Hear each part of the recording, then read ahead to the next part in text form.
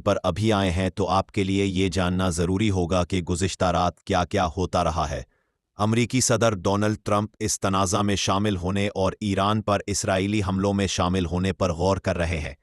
اس سے قبل انہوں نے ایران سے مکمل سرنڈر کا مطالبہ کیا تھا، تاہم انہوں نے یہ بھی کہا تھا کہ امریکہ فی الحال رہبر اعلیٰ آیت اللہ علی خامنہ ای کو ہلاک نہیں کرے گا۔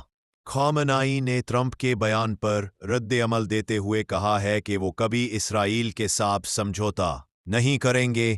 بی بی سی کے ایڈیٹر برائے مشرق وسطی سبسٹین اوشر کے مطابق گزشتہ رات ایرانی میزائل حملوں میں اسرائیل میں ہلاکتوں کی کوئی اطلاعات سامنے نہیں آئی ہے۔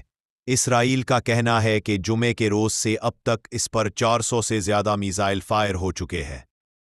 گزشتہ رات 50 سے زیادہ اسرائیلی لڑاکا طیاروں نے تہران کے قریب سینٹریفیوج اور میزائل بنانے والے مراکز اور پاسداران انقلاب سے منسلک ایک یونیورسٹی پر حملے کیے تھے۔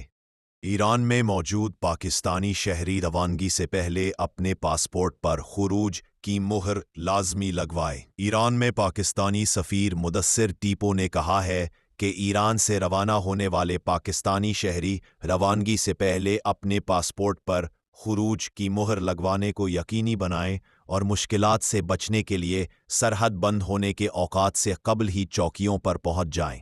سماجی رابطے کی ویب سائٹ ایکس پر اپنے پیغام میں لکھا کہ رابطے کے مسائل کے باعث سرحدی حکام سے بندش کے بعد رابطہ کرنا انتہائی مشکل ہو رہا ہے۔